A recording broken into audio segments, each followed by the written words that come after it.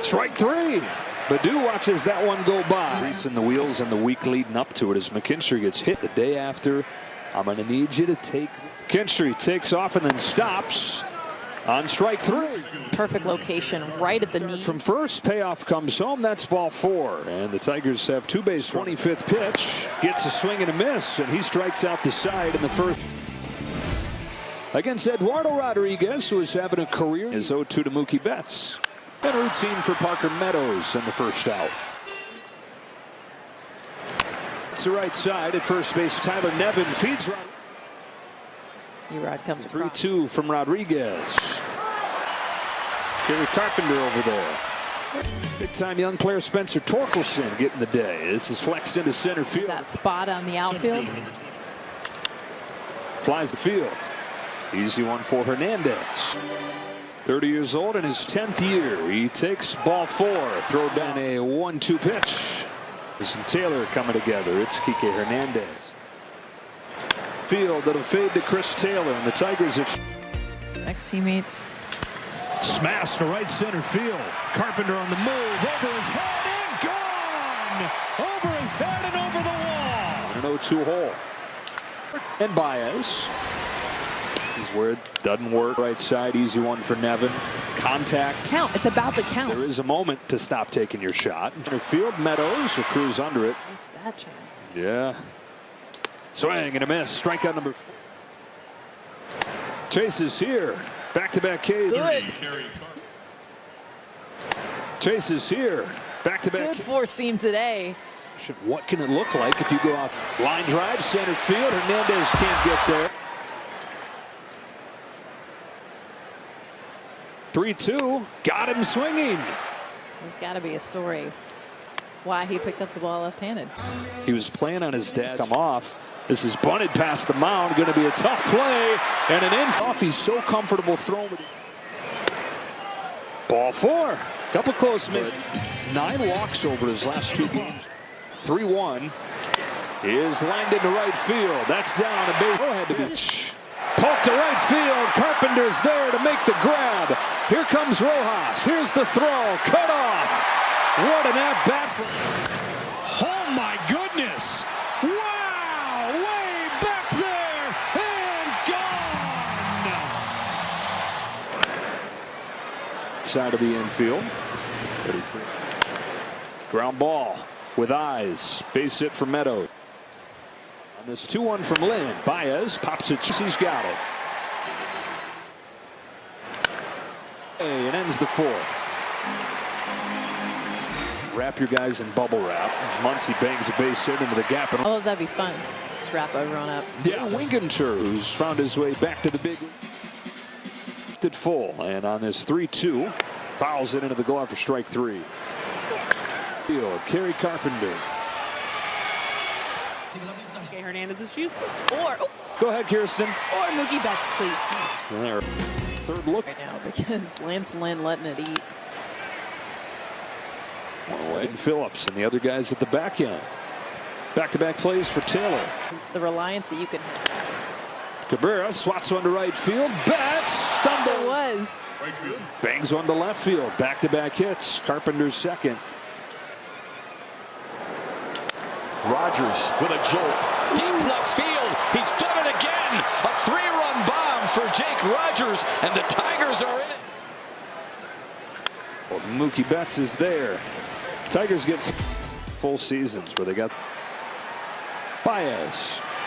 Starts to warm, but it also probably means team that got red hot in the postseason last year kind of enjoys that. Nasty pitch. Swing and a miss. A little bit more over the plate, but eyes get huge. Big swing this year. Weakly to right. Just one pitch to get by it. Got it. He's got room. A 1-2-3. Hand placement. I mean, really not a lot of power. Chase is here. One away. Just self-consciousness of knowing that just that swing could always come back. Back case versus. He doesn't get exhausted from it. Wake up and be like, yeah, I'm just going to go hit. Hard ground ball. Baez juggles. Throws this him on the recovery, but by that time, Muncy. Line drive, base hit right center. Here comes Muncy. Good arm coming from right from Carpenter. It's cut off. Hernandez tagged out tonight here in L.A. as Caleb Ferguson comes on to pitch. Too, because that, if you were to find the biggest weakness of the T, just shutting down an offense, and it Now he deals 2-2 and strikes him out with the fastball. Utilizing the pitch clock on this one. Got a chase. Stretch time in a 6-3 game. Rojas leads off this inning, hooks the ball down the line. It's got a chance. It's gone. Leadoff shot, Miguel Rojas. Biggest takeaways from the Seattle series was, and Freeman didn't do a whole lot. They still. How good is that? That's pitch clock violation and ball 4. Field. Meadows on the run is going to get there. Got a really good read on that. Runner takes off. That's Freeman into second. Nice pick and tag. Review. The ruling on the field is overturned. The runner is safe. Los Angeles will retain. On this 2-2. That's a little bit outside. And Freeman 3-2. Base hit. Left center field. JD Martinez is driven in 5. And the Dodgers lead by 5. And then take strike 3. Got it backwards on that. Carpenter leads off this 8th. His second, routine Rosario. 1 away. At a position where it's hard to find offense like this. He's a Red hot, hitting everything. It just shows you how good this. Bullpen 9 up, 9 down. 3-2 from Will Vest. Room for Lipsy. 2 out. Showcased. Up on the diamond here, and foul ground. Rogers has it. Got him. Coming off of the fastball. Another 1-2. That will do it. 4 perfect innings out of the bullpen to finish. All right, JD, back-to-back homers for you early in this game. What were you seeing from Rodriguez to get those results? I don't know. I was trying to get a ball up in the zone, and he made a couple good pitches early, and then he made a mistake late, and I was able to put a good swing on it. We've talked about just the success we've been seeing at the top of the order almost day in and day out, but when the guys at the bottom of the order, we've been seeing them get going really well the last couple of days. How impressive has it been? It's big. It's big. It extends our lineup that much more. You got to get protection for those guys up front. They're the ones that kind of been carrying us all year, so to get protection for them, it's only going to extend our lineup a lot more. When you were at the plate, you got to witness straight on Freddie Freeman get his 20th career stolen base. I thought he was going to pick up the base and start doing his dance. What was the celebration you were looking forward to seeing from him? Honestly, I didn't know. I didn't know he was going for the 20th one. It was one of those plays where I hoped he was safe so I could get back in the box. I mean, if he was out, it was all right because I started a new at bat over again. But fortunately enough, he was safe. So, congrats to him. He's had an amazing season. It's really fast, huh? Yeah, he actually is. He gets great reads. Yes, well, earlier ahead of the game, you got to share a really special moment with Miguel Cabrera alongside some of your teammates. What was that like for you, getting to celebrate him?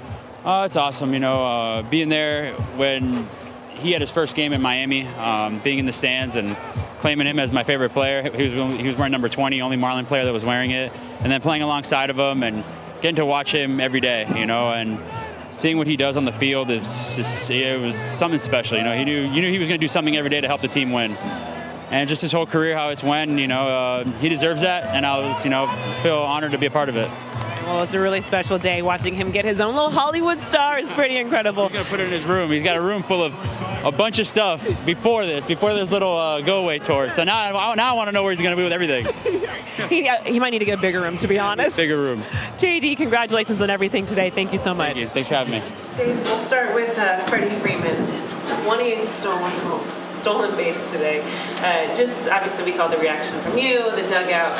How impressive is that for someone at Freddie's caliber to continue just being so aggressive and so? It's just, man, it's just an exclamation mark on a tremendous season. I think that if he gets, so it's a 20-20 club, which is special. He's never done it. For a first baseman to then be able to potentially get 200 hits, it's never been done.